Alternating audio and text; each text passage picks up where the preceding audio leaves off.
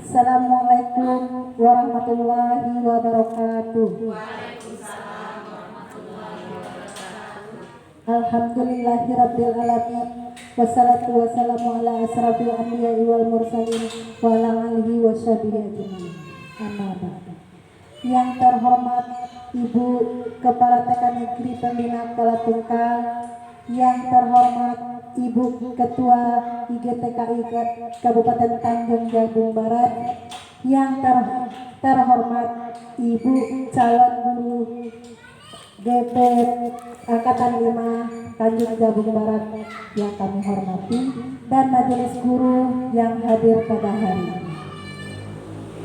Puji syukur kita ucapkan kehadiran Allah Subhanahu wa Ta'ala yang mana telah memberi kita kesempatan untuk hadir pada hari ini. Salawat beriringan salam tak lupa kita panjatkan kehadiran kepada Nabi besar Muhammad SAW yang telah memberi kita syafaat pada hari ini, dengan mengucapkan Allahumma shalli ala Sayyidina Muhammad wa ala alihi Sayyidina Muhammad.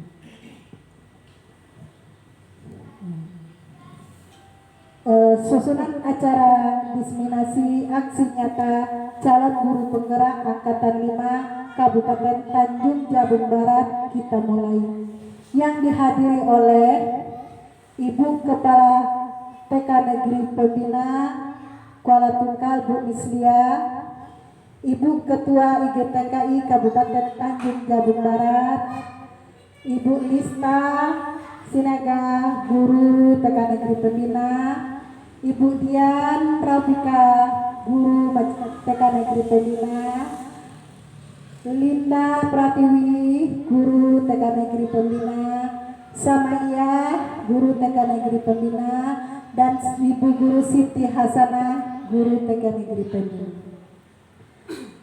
Susunan acara ini dimulai dengan pembacaan doa yang akan dipimpin oleh Ibu Epawani. Kepada Ibu Epawani kami persilakan. Bismillahirrahmanirrahim. Ila hadratin Nabi Mustafa sallallahu alaihi wasallam. Syairul lahumul Fatihah. A'udzubillahi minasyaitonir rajim. Bismillahirrahmanirrahim. Alhamdulillahirabbil alamin. Arrahmanirrahim. Maliki yaumiddin. Iyyaka na'budu wa iyyaka nasta'in. Ihdinas siratal mustaqim. Siratal ladzina an'amta 'alaihim ghairil maghdubi 'alaihim waladdallin. Amin. Amin amin. Bismillahirrahmanirrahim. Allahumma inna nas'aluka salamatan fid din wa 'afiyatan fil jasad wa ziyadatan fil 'ilmi wa barakatan fil rizqi wa taubatan qabla al-maut wa rahmatan indal maut. Allahumma hawwin alaina fi sakaratil maut wan najata minan nar wal afwa indal hisab. Rabbana la tuzigh qulubana ba'da idh hadaytana wa hab lana min ladunka rahmah innaka antal wahhab. Rabbana atina fid dunya hasanah wa fil akhirati hasanah wa qina adzabannar. Wa sallallahu ala sayyidina Muhammad wa ala alihi wa sahbihi wa sallam. Subhana rabbika rabbil izzati amma yasifun wa salamun alal mursalin walhamdulillahi rabbil alamin. Taqabbalallahu minkum.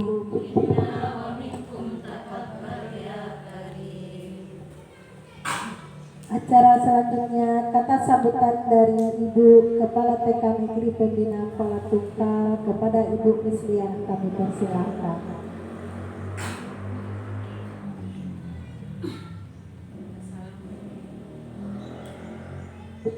Assalamualaikum warahmatullahi wabarakatuh. Bismillahirrahmanirrahim. Alhamdulillahirabbil alamin. Wassalatu wassalamu ala asrafil anbiya'i wal mursalin wa ala alihi washabihi ajmain. Yang saya hormati Ibu Ketua IGPKI Tanjung Jabung Barat, dan yang saya banggakan Ibu calon guru penggerak Ibu Hadidah Karyati, dan Ibu Majelis Guru TK Negeri Pembina yang saya cintai.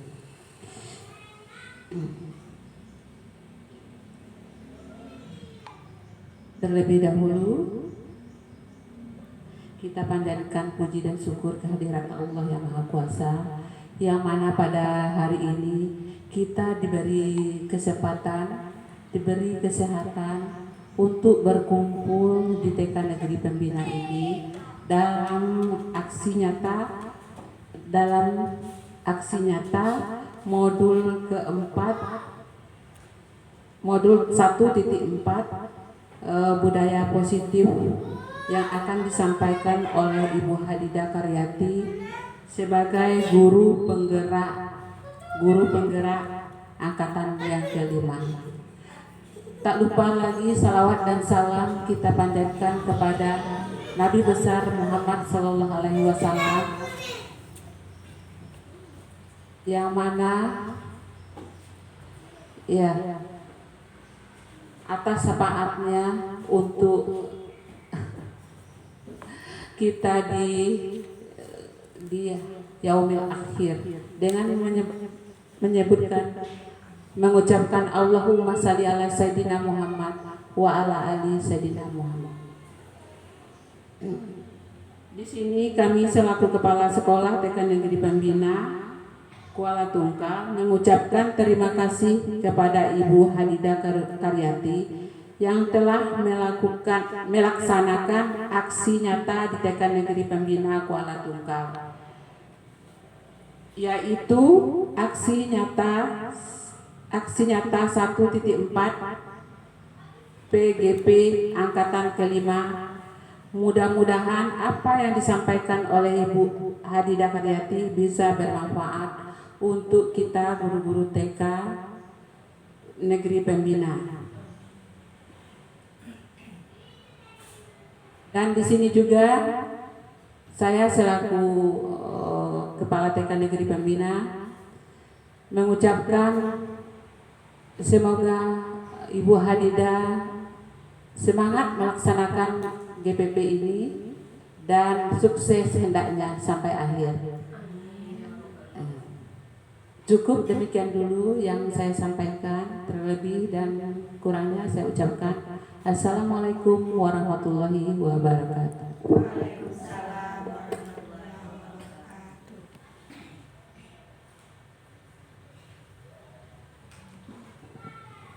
Acara selanjutnya penyampaian materi oleh guru calon penggerak angkatan 5 Tanjung Jabung Barat Hadidah Karyati, kami persilakan.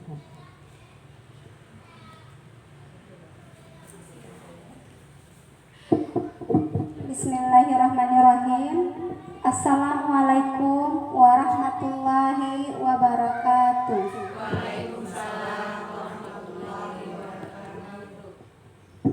Puji syukur kehadiran Allah Subhanahu wa taala. Saat ini kita semua masih diberikan nikmat sehat sehingga kita bisa berkumpul di ruangan ini dalam kegiatan diseminasi budaya positif, yang mana kegiatan ini adalah salah satu tuntutan aksi nyata sebagai calon guru penggerak yang harus kami laksanakan. Salawat beriringkan salam kita hadiahkan kepada junjungan besar kita Nabi Muhammad SAW dengan ucapan Allahumma sholli ala Sayyidina Muhammad wa ala ali Sayyidina Muhammad. Baiklah ibu-ibu, izinkan saya berdiri di sini bukan maksud untuk tidak menghargai atau ingin menggurui ibu-ibu ya. Di sini saya melaksanakan tugas saya sebagai calon guru penggerak angkatan 5 untuk menyampaikan apa yang telah kami pelajari di modul 1.4 tentang budaya positif. Di sini ibu-ibu saya menyampaikan pendapat saya tentang budaya positif. Sekalian kita berkolaborasi bersama ibu-ibu. Langsung saja ya ibu-ibu.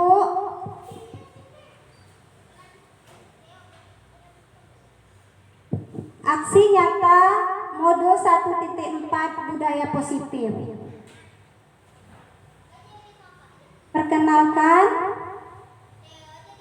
kalau dengan saya udah kenal ya ibu-ibu. Perkenalkan, fasilitator saya yang mengajar kami Bapak Suwarno MPD, dan pengajar praktik Ibu Tenri SPD Aun MPD.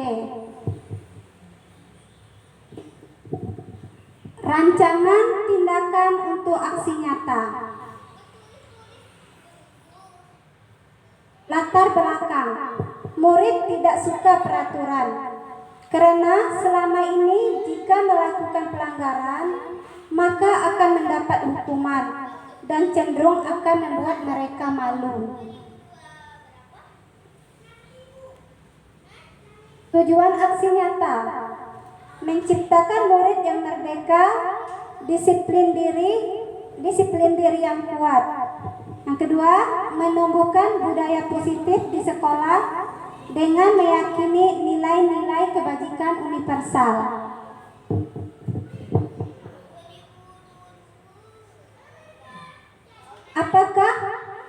Apakah Anda setuju dengan pernyataan ini? 1. Hukuman dapat mendisiplinkan anak. 2.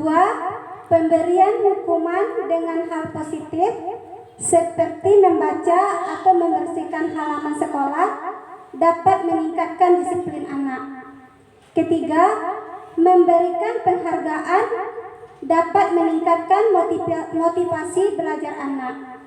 Nah, apakah ibu-ibu setuju?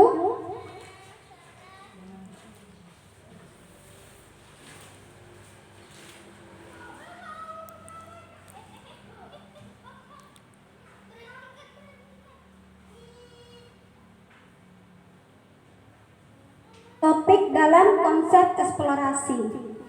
1. Nilai positif dan nilai kebajikan universal. Kedua, teori motivasi, hukuman, penghargaan, restitusi. Ketiga, keyakinan kelas. Keempat, kebutuhan dasar manusia yang dunia berkualitas. Kelima, posisi kontrol. Keenam, segitiga restitusi.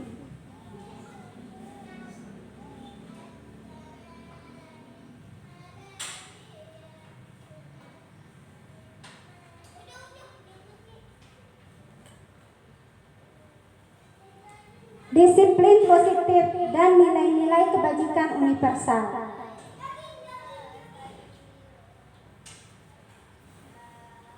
Makna dari kata disiplin berasal dari bahasa Latin, yaitu disiplin yang artinya belajar.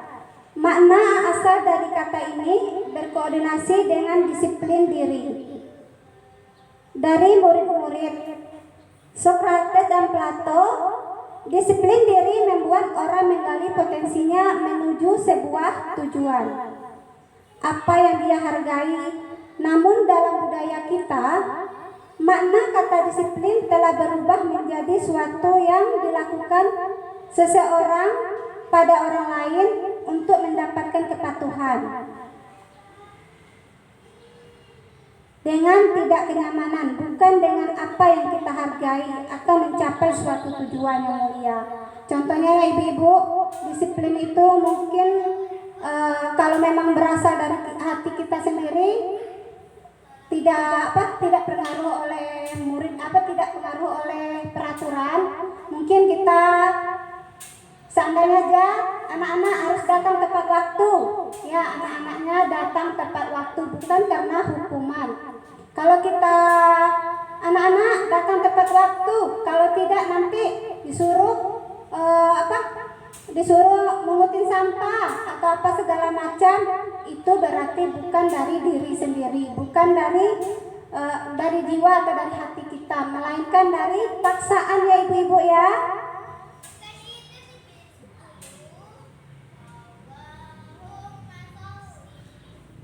Nilai-nilai yang termasuk dalam kebajikan. Yang termasuk dalam kebajikan universal adalah nilai-nilai kebajikan adalah sifat-sifat positif manusia yang merupakan tujuan mulia yang ingin dicapai setiap individu. Nilai-nilai tersebut bersifat universal dan lintas bahasa, suku bangsa, agama maupun latar belakang. Setiap perilaku atau perbuatan memiliki suatu tujuan. Akan terbangun dengan mengaitkan nilai-nilai kebajikan yang diyakini seseorang untuk motivasi listriknya akan terbangun, sehingga menggerakkan motivasi dari dalam untuk dapat mencapai tujuan mulia yang diinginkan. Nilai-nilai kebajikan yang ingin dicapai oleh setiap anak Indonesia kita kenal dengan profil belajar Pancasila.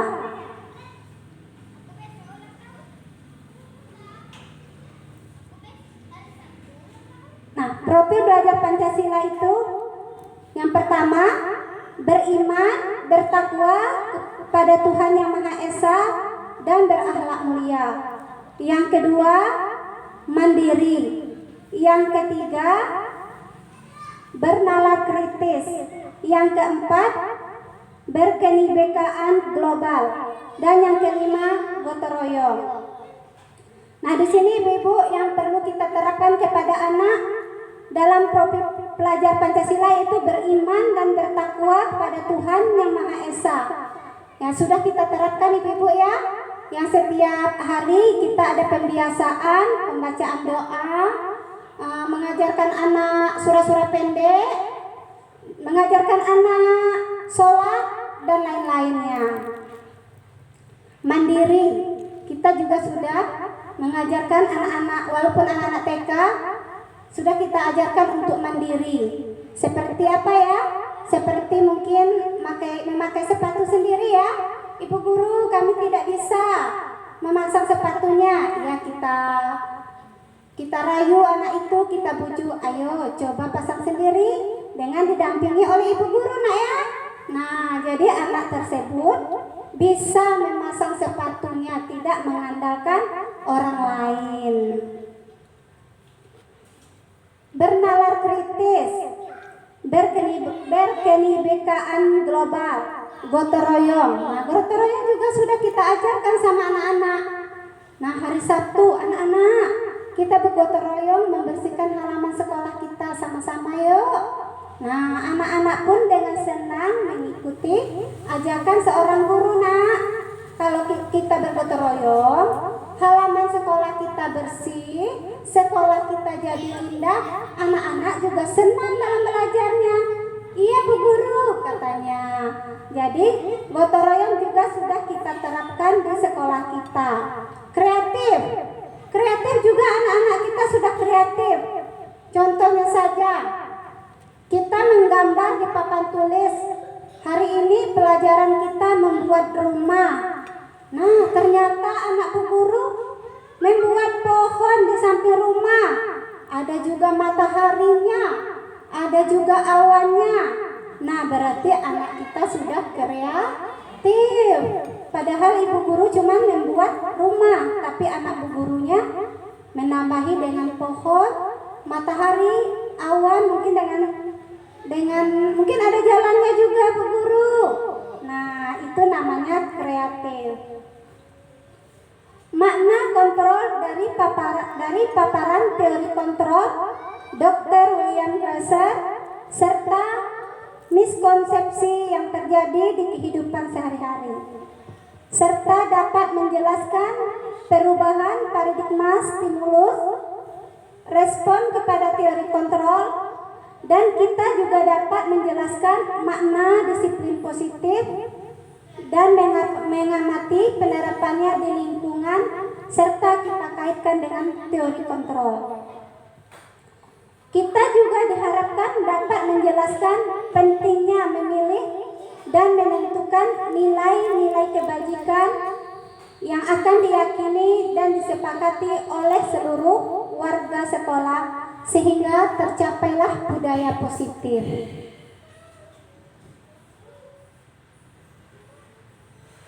Teori motivasi dan hukuman, penghargaan, restitusi.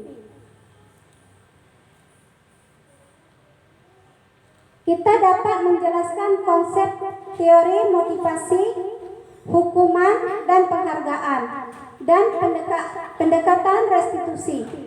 Selain itu, kita dapat melakukan pengamatan dan peninjauan atas praktik penerapan konsep-konsep tersebut di lingkungan sendiri.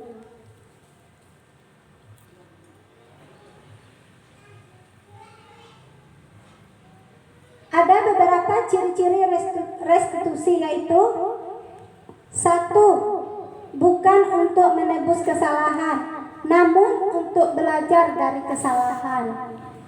2. Memperbaiki hubungan. 3. Tawaran, bukan paksaan. Yang 4. Restitusi menuntun untuk melihat ke dalam diri. Yang 5. Restitusi mencari kebutuhan dasar yang didasari tindakan. Yang 6. Restitusi diri adalah cara yang paling baik. Yang 7. Fokus pada karakter kebukaan tindakan. Dan yang 8. Restitusi fokus pada solusi. 9. Restitusi mengembalikan murid yang berbuat salah kepada kelompoknya. Itu ciri-ciri restitusi, Bu ya, ada 9. Keyakinan kelas.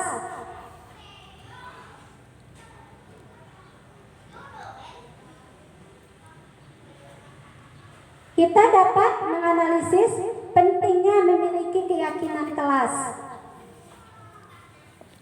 sebagai fondasi dan arah tujuan sebuah kelas yang akan menjadi landasan dalam memecahkan konflik atau permasalahan.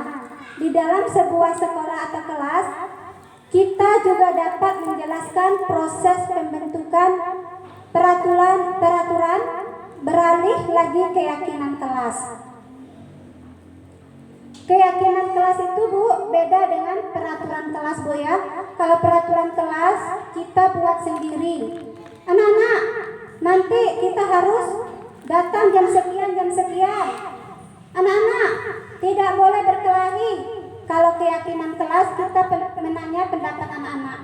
Anak-anak, hari ini kita buat keyakinan kelas, kesepakatan kelas kita. Setuju? Kalau anak-anak bilang setuju, ya setuju, Bu Guru. Kita tanya anak-anak, apa keyakinan kelas kita? Nah, mungkin anak-anak menjawab, datang tepat waktu, Bu Guru. Ada juga mungkin yang menjawab, tidak boleh berkelahi.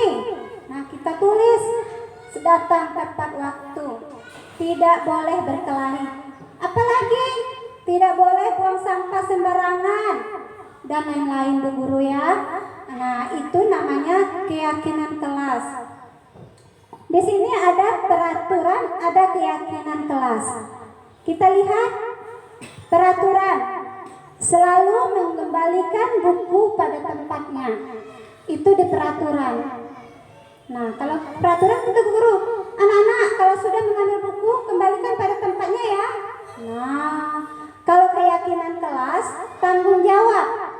Anak-anak merasa bertanggung jawab. Oh iya, tadi saya mengambil buku di sini. Jadi anak-anak merasa bertanggung jawab mengembalikan bukunya lagi. Tidak dengan suruhan atau paksaan dari ibu gurunya. Kedua, dilarang mengganggu orang lain di peraturan. Kalau di keyakinan kelas, kita menghormati orang lain. Kita tidak mau diganggu. Jadi kita jangan mengganggu. Yang ketiga, hadir di sekolah 15 menit sebelum memulai pelajaran. Itu aturan sekolah Ibu ya. Nah, harus hadir 15 menit sebelum memulai pembelajaran. Kalau di keyakinan kelas, menghormati orang lain, mungkin menghormati ibu guru yang telah menunggunya di sekolah. Nah, dan komitmen. Dilarang melakukan kekerasan. Kalau di keyakinan kelas itu Bu, untuk keselamatan. Kenapa nak dilarang melakukan kekerasan? Nah, kalau anak bu guru pukul kawan, nanti kepala kawannya benjol. Nah, jadi kalau di keyakinan kelas itu untuk keselamatan dan menghormati orang lain. Dilarang menggunakan narkoba. Nah, itu untuk kesehatan. Bergantian atau menunggu giliran. Menghormati orang lain, bersabar menunggu giliran. Contohnya saja anak-anak dalam mencuci tangan ya ibu-ibu ya, kita suruh antri, jangan berebutan. Antri, siapa yang duluan berdiri di depan, itulah yang duluan mencuci tangan. Nah, itu namanya menghormati orang lain atau bersabar, itu di keyakinan kelas. Jangan berlari di kelas atau koridor, itu di peraturan. Kalau di keyakinan kelas, anak-anak kenapa tidak boleh berlari-lari? Nanti jatuh. Nah, untuk keselamatan dan keamanan. Dihukum oleh penghargaan, yaitu pengaruh jangka pendek dan jangka panjang. Penghargaan menghukum. Yang ketiga, penghargaan mengurangi ketepatan. Yang keempat, penghargaan tidak efektif. Yang kelima, penghargaan merusak hubungan. Yang keenam, penghargaan menurunkan kualitas. Yang ketujuh, penghargaan mematikan kreativitas. Yang kedelapan, penghargaan mengurangi motivasi istri. Nah, kalau kita memberikan penghargaan kepada anak-anak, itu tidak bisa dalam jangka lama Ibu Guru. Contohnya Ibu ya, siapa yang duluan siap, nanti diberi hadiah. Mungkin Ibu beri jajanan. Nah, anak-anak tuh buru-buru siap. Pengen cepat siap, kenapa? Karena pengen jajanan tadi. Suatu saat ibu gurunya tidak bawa jajanan, dia tidak mau mengerjakan tugasnya. Itu kalau dengan motivasi hadiah ya ibu-ibu ya.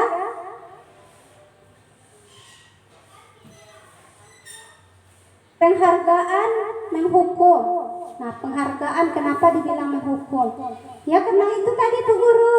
Kalau anak-anaknya tidak diberi hadiah, anak-anaknya tidak bersemangat belajar. Jadi sama saja kita menghukum anak. Merusak hubungan. Nah, yang ini duluan siap, yang ini tidak, yang ini dapat hadiah. Yang lain merasa kecewa. Bu Guru, kenapa kamu tidak dapat? Karena yang lainnya lambat siapnya. Jadi sebenarnya Bu Guru, ibu-ibu, pemberian hadiah itu tidak dianjurkan karena dapat merusak hubungan antara anak.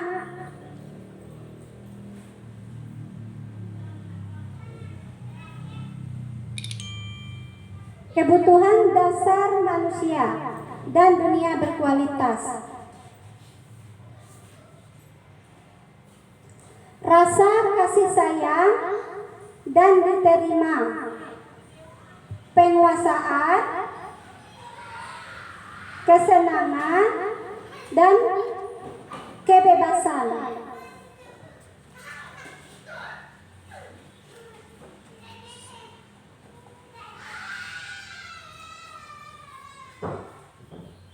Rasa ingin diterima.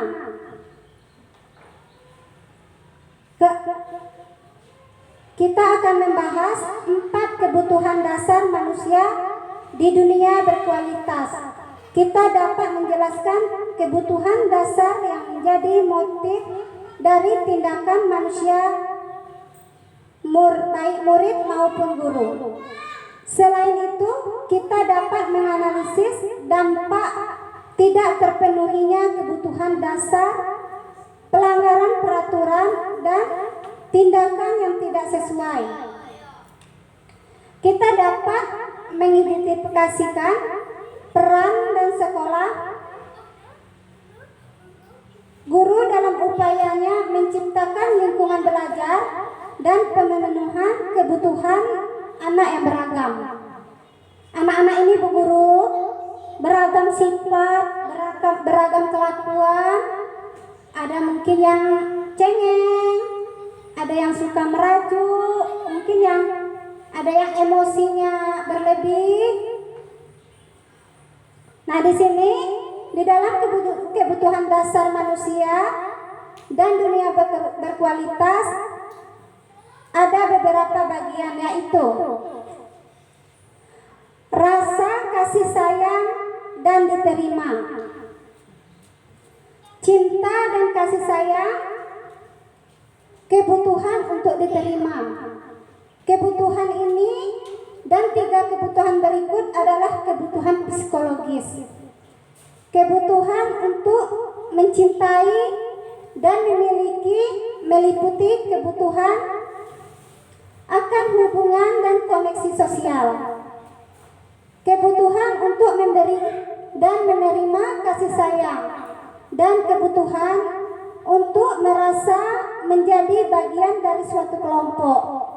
Kebutuhan ini juga meliputi keinginan untuk tetap terhubung dengan orang lain, seperti dengan teman, keluarga, suami, rekan kerja, atau dengan anak didik sendiri. Yang kedua, penguasaan. Penguasaan kebutuhan pengakuan atas kemampuan. Kebutuhan ini berhubung dengan kekuatan untuk mencapai sesuatu, menjadi kompeten, menjadi terampil, diakui atas prestasi keterampilan kita, didengar dan memiliki rasa harga diri. Kebutuhan ini meliputi keinginan untuk dianggap berharga, bisa berbuat perbedaan, bisa membuat pencapaian, kompeten, diakui, dihormati. Ini meliputi dan keinginan untuk meninggalkan pengaruh. Contohnya, mungkin kita menyuruh anak menggambar bebas. Kita lihat gambar anak oret-oretan. Kita bilang, ini kenapa seperti benang kusut? Kita tidak tahu kalau di balik benang kusut itu ada arti yang tersimpan dalam pikiran anak didik kita. Ibu guru, kita tanya, ini apa anak Bu Guru yang dibuat tadi? Oh, ini Bu Guru, kami buat bola.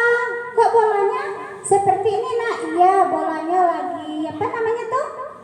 Ditendang, jadi bolanya lagi. Nah, iya. Nah, makanya jadi seperti benang kusut. Nah, kalau kita membacanya dengan pikiran kita, apa yang dibuat anak-anak ini? Kita tidak tahu di balik benang kusut itu ada arti, ada makna di balik benang kusut. Mungkin dibilangnya, ini bukan, ini apa nih? Ini kipas angin, Bu, yang lagi muter-muter. Nah, lagi muter-muter, makanya seperti benang kusut. Yang ketiga, kesenangan. Kesenangan, kebutuhan untuk merasa senang. Kebutuhan akan merasa senang adalah kebutuhan untuk mencari kesenangan, bermain, tertawa, bernyanyi, dan sebagainya. Bayangkan hidup tanpa kenikmatan apapun, betapa menyedihkan. Kesenangan itu tak sendiri, Ibu ya. Mungkin ada dengan tertawa lepas, dia merasa senang. Ada juga dengan hobinya menyanyi, ada juga bermain. Nah, Nah, jadi kesenangan itu tidak bisa kita samakan antara satu orang dengan yang lainnya. Kesenangan itu berbeda-beda. Kita lihat sendiri tingkah laku anak kita.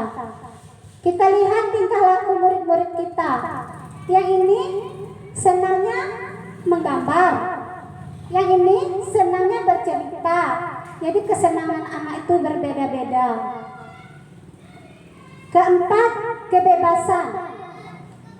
Kebebasan, kebutuhan akan dipilih. Kebutuhan untuk bebas. Kebutuhan untuk bebas adalah kebutuhan akan kemandirian otonomi, memiliki pilihan dan mampu mengendalikan arah hidup seseorang. Anak-anak dengan kebutuhan kebebasan tinggi menginginkan pilihan.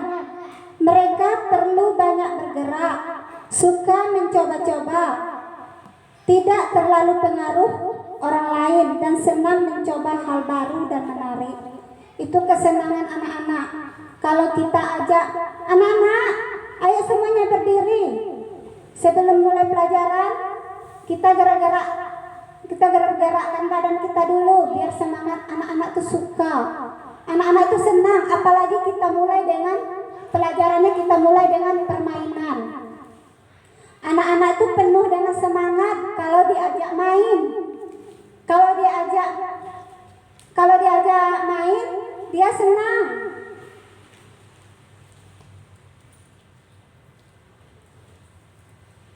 Selanjutnya, kita dapat menjelaskan kebutuhan dasar yang menjadi motif dari tindakan manusia, baik murid maupun guru. Selain itu, kita dapat menganalisis dampak tidak terpenuhinya kebutuhan dasar terhadap pelanggaran, peraturan, dan tindakan yang tidak sesuai dengan tindakan. Kita dapat mengidentifikasi peran dan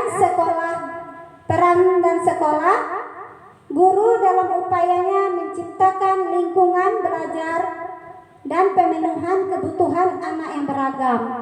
Nah, di sini penjelasannya Ibu Guru, kita sebagai guru dituntut untuk memenuhi kebutuhan belajar anak. Mungkin kalau di TK ini kita menyiapkan alat peraga atau mungkin dengan pembelajaran yang bermacam-macam. Posisi kontrol.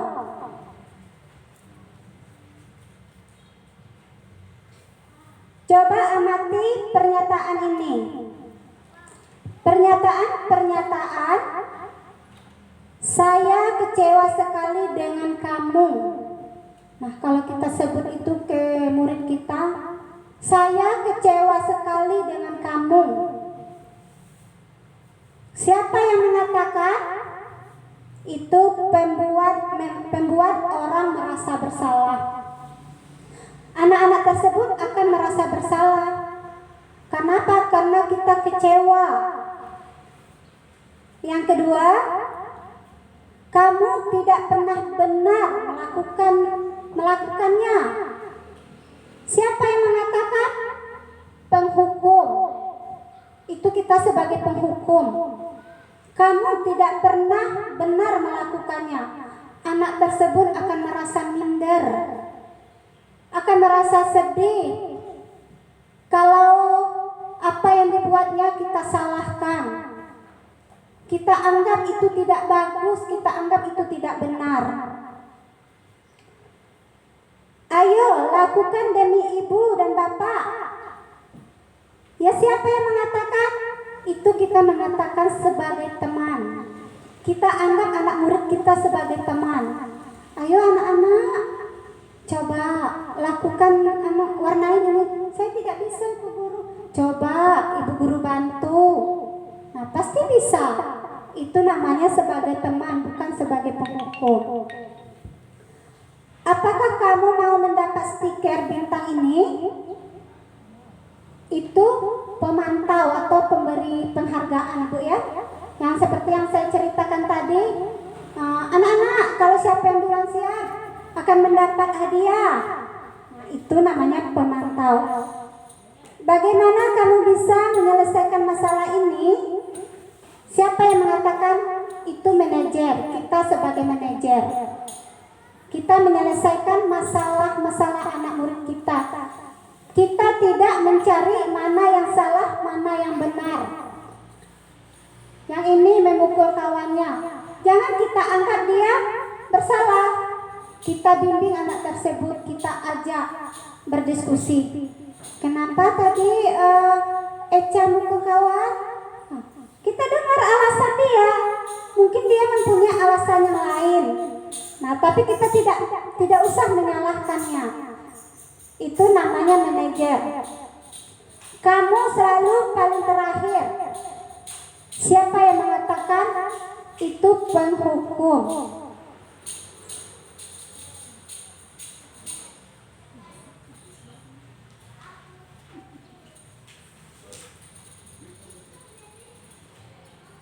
Kita dapat melakukan refleksi atas praktik disiplin yang dijalankan selama ini dan dampaknya untuk murid-muridnya. Berikutnya, kita dapat memahami dan menerapkan disiplin restitusi di posisi manajer, minimal pemantau, agar dapat menghasilkan murid yang bertanggung jawab, mandiri dan merdeka. Nah, di budaya positif ini ibu-ibu, kita tidak boleh lagi sebagai penghukum. Kita tidak boleh lagi menghukum anak atau mencela anak atau menghardik anak ya. Di sini di budaya positif ini kita diajak mendekati anak itu sebagai pemantau, teman. Tapi yang lebih baik itu manajer. Kalau sebagai teman kita membujuk dengan rayuan, kita bujuk anak tersebut. Apa dia tidak mau belajar? Kenapa? Apa kendalanya? Kita bujuk dengan baik. Kalau sebagai penghukum kan kita marahin. Kenapa kamu tidak mau belajar? Itu namanya penghukum. Jadi di budaya positif ini kita tidak boleh lagi sebagai penghukum. Kita dituntut untuk sebagai manajer, paling tidak pemantau. Segitiga restitusi. Segitiga restitusi. Kamu tentu punya alasan mengapa melakukan itu. Adakah cara yang lebih efektif untuk mendapatkan apa yang kamu butuhkan? Nilai-nilai apa yang telah kita sepakati? Kamu ingin menjadi orang seperti apa? Di sini posisi manajer.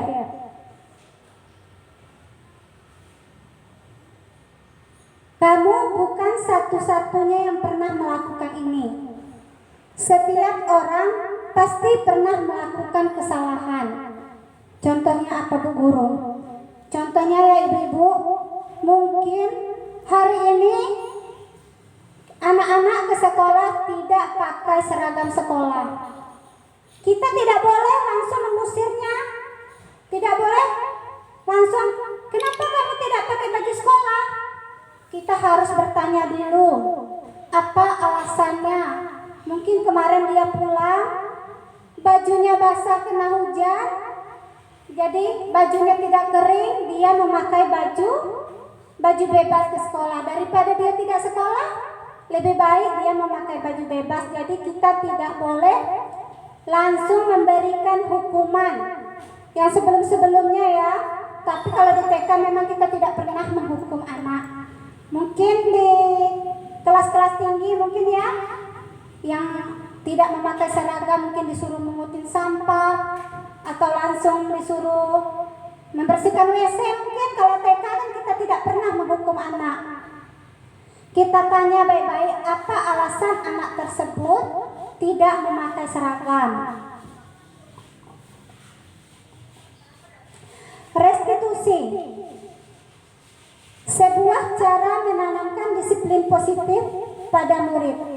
Restitusi adalah Proses menciptakan kondisi bagi murid untuk memperbaiki kesalahan mereka. Nah, di restitusi ini Bu, kita ajak dia ngobrol sebagai teman, kita tanya apa permasalahannya. Jadi kita dengar apa permasalahannya, apa jawabannya. Kita tidak langsung mengambil keputusan sendiri, sehingga mereka bisa kembali pada kelompok mereka dengan karakter yang lebih kuat. Restitusi juga adalah proses kolaboratif yang mengajarkan murid untuk mencari solusi masalah dan membantu murid berpikir tentang orang seperti apa yang mereka inginkan dan bagaimana mereka harus berkelakuan kepada orang lain. Restitusi membantu murid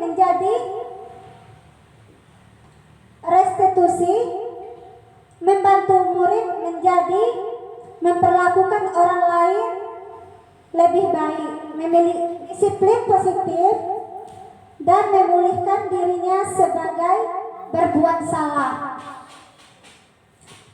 Penekanannya bukanlah pada bagaimana memperlakukan untuk menyenangkan orang lain atau menghindari ketidaknyamanan, namun tujuannya adalah menjadi orang yang menghargai nilai-nilai kebajikan yang mereka percayai. Sebelumnya kita telah belajar tentang teori kontrol, bahwa pada dasarnya kita memiliki motivasi instrik, motivasi dari dalam diri sendiri, bukan dari orang lain, bukan dari peraturan, tapi kesadaran diri sendiri. Melalui restitusi, ketika murid berbuat salah, guru akan menanggapinya dengan cara memungkinkan murid untuk mengevaluasi internal tentang apa yang dapat mereka lakukan untuk memperbaiki kesalahan mereka dan mendapatkan kembali harga dirinya.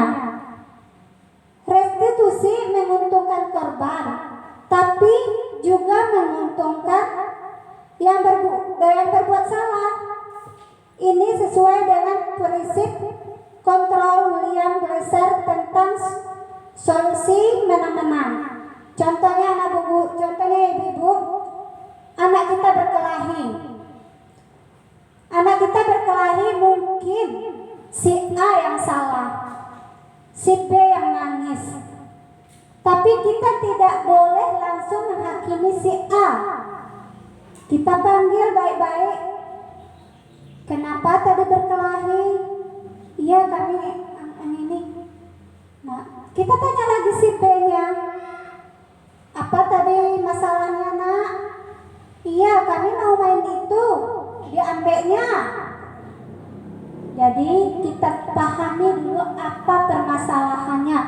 Jadi kita tanya, nah kalau berkelahi itu bagus gak, Nak ya?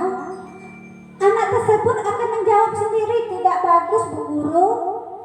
Nah, berdosa gak, Nak, kalau kita berkelahi? Iya Bu Guru, berdosa. Nah, di situ anak itu akan paham sendiri kalau berkelahi itu tidak bagus. Jadi kita tidak boleh sebagai penghukumnya, ibu-ibu.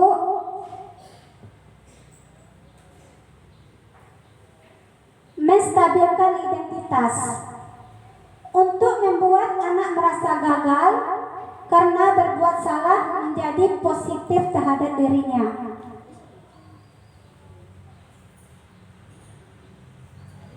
Guru berkata, berbuat salah itu manusiawi. Tidak ada manusia yang sempurna. Bapak, Ibu juga berbuat salah. Kita bisa menyelesaikan permasalahan ini. Bapak Ibu tidak tertarik untuk mencari siapa yang benar dan siapa yang salah. Bapak Ibu lebih tertarik untuk menyelesaikan masalahnya. Kalau kamu ingin menyalahkan dirimu sendiri terus-menerus, apakah kamu bersikap baik pada dirimu sendiri? Nah, di sini kita lihat ya Ibu-ibu, yang seperti yang saya bilang tadi, kalau anak berkelahi, mungkin kalau kita berlaku hukum, dia akan menyalahkan dirinya sendiri. Kalau kita sebagai teman atau manajer, kita panggil anak tersebut, kita ajak diskusi dengan permasalahan yang ada, kita tidak mencari siapa yang salah, siapa yang benar. Karena tidak ada manusia yang bersifat benar dan tidak ada juga manusia yang bersifat salah semua. Setiap manusia memiliki kekurangan dan juga kelebihan.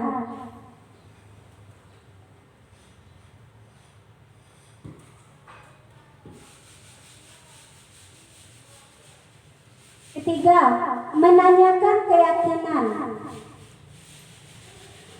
Anak melihat kesalahannya dihubungkan dengan norma sosial dan nilai-nilai mendasari manusia berinteraksi dengan orang lain.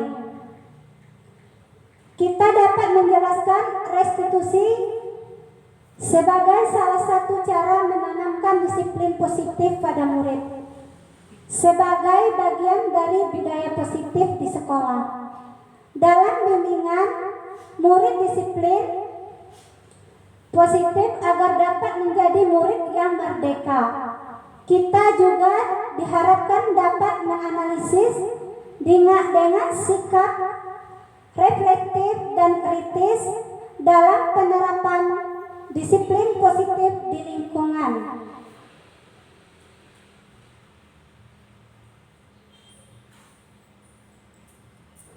Satu, menghadap kepala sekolah untuk menjelaskan pentingnya penanaman budaya positif dan keyakinan di sekolah, serta meminta izin untuk mendiskusikan bersama rekan-rekan guru.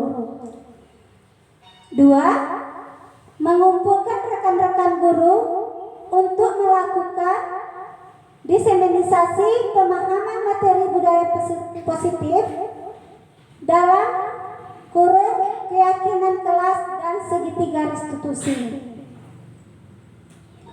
Ketiga, berkoordinasi dan berkolaborasi bersama wali kelas untuk membuat keyakinan kelas di kelas masing-masing. Keempat, memantau, merefleksi dan mengevaluasi keyakinan kelas yang telah kita buat.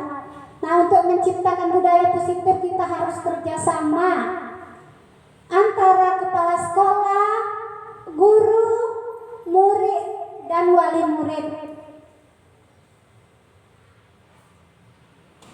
Dukungan yang dibutuhkan. Satu, dukungan dari para sekolah.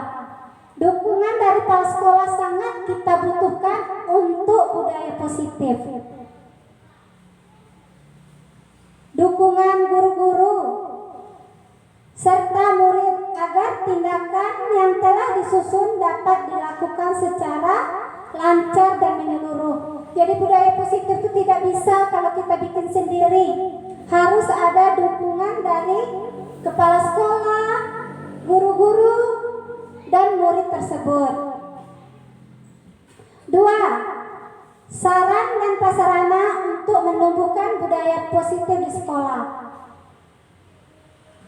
Berikut merupakan kegiatan eliminasi di sekolah mengenai pemahaman dan pengalaman budaya positif. Refleksi. Hal baru apa yang dapat mengubah paradigma? Hal baru apa yang dapat mengubah paradigma saya yang saya dapatkan? Kedua, perasaan apa yang muncul selama mengikuti sesi ini? Khususnya mengenai makna disiplin dan motivasi instrik. Ketiga, peran Among seperti apakah yang saya telah lakukan selama mengikuti modul ini? Keempat, saya akan menjadi Among seperti apa saat mengikuti modul ini? Nah, hanya itulah yang dapat saya sampaikan, saya kembalikan kepada moderator kita, Bu Nel Fariza.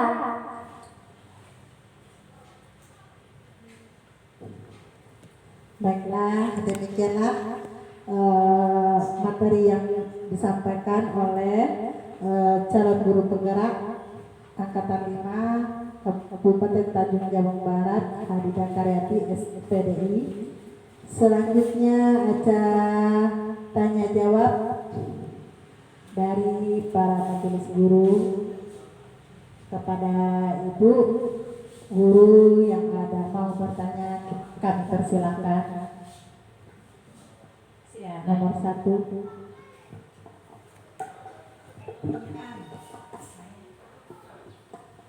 Assalamualaikum warahmatullahi wabarakatuh. Waalaikumsalam warahmatullahi wabarakatuh. Izinkan kami bertanya, Bu. Ya, lanjut, Bu. Bagaimana kita menciptakan budaya positif di kelas kita? Terima kasih. Assalamualaikum warahmatullahi wabarakatuh. Waalaikumsalam warahmatullahi wabarakatuh. Ya, tadi sudah kita jelaskan untuk menciptakan budaya positif di kelas dengan melaksanakan apa tadi tuh? Kesepakatan kelas. Kita melaksanakan kesepakatan kelas dengan anak-anak. Kita tanya, apa kesepakatan kelas? Bukan peraturan dari kita, kesepakatan kelas. Yang kedua, kepedulian terhadap murid dengan mengetahui kebutuhan murid tersebut. Mungkin murid yang satu ini tidak mau belajar, kita dekati, kenapa nak tidak mau belajar? Nah, kita dengar apa alasannya. Jadi yang ketiga, dengan melaksanakan tata tertib sekolah. Dengan tata tertib sekolah, dengan membuat kesepakatan kelas, dengan kepedulian kita terhadap murid, maka akan terciptalah budaya positif. Itulah jawabannya, Bu. Terima kasih, Bu. Mungkin ada lagi yang mau bertanya?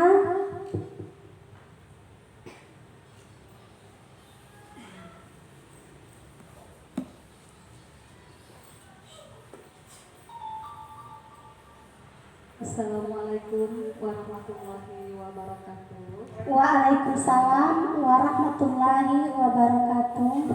Dari presentasi tadi ada yang mau saya tanyakan, Bu Ida. Ya, silakan. Budaya positif yang baik itu. Ya, budaya positif yang baik itu yaitu religius, jujur, toleransi, disiplin, bekerja keras, kreatif, mandiri, demokratif, rasa ingin tahu, semangat kebangsaan, menghargai prestasi orang, dan banyak lagi, Bu, ya, banyak lagi yang tidak bisa kita sebutkan. Terima kasih. Mungkin ada lagi sebelum kita akhiri, ada lagi yang mau bertanya? Ya, silakan, Bu. Ya. Assalamualaikum warahmatullahi wabarakatuh. Waalaikumsalam warahmatullahi wabarakatuh. Yang ingin saya tanyakan, apa pentingnya memahami budaya sekolah? Untuk pentingnya memahami budaya sekolah. Beberapa manfaat yang bisa kita ambil dari budaya sekolah itu. Dari upaya pengembangan budaya sekolah diantaranya mungkin menjamin kualitas kerja yang lebih baik. Yang kedua, membuka seluruh jaringan komunikasi. Yang ketiga, lebih terbuka dan transparan. Yang keempat, menciptakan kebersamaan dan rasa tanggung jawab. Ya, itu jawabannya, Bu, ya. Diterima atau mungkin ada salah satu ibu guru yang mau menambahkan? Ya cukup. Ada lagi yang mau bertanya? Ya, sudah cukup jelas. Ya, karena tidak ada lagi yang mau bertanya, saya akhiri. Wabillahi taufiq wal hidayah. Assalamualaikum warahmatullahi wabarakatuh.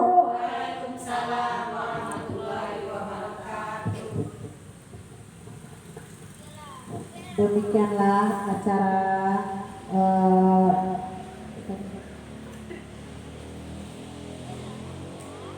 acara diseminasi aksi nyata guru penggerak calon guru penggerak angkatan 5 Kabupaten Tanjung Jabung Barat yang dilakukan oleh Hadida Karyati SPDI.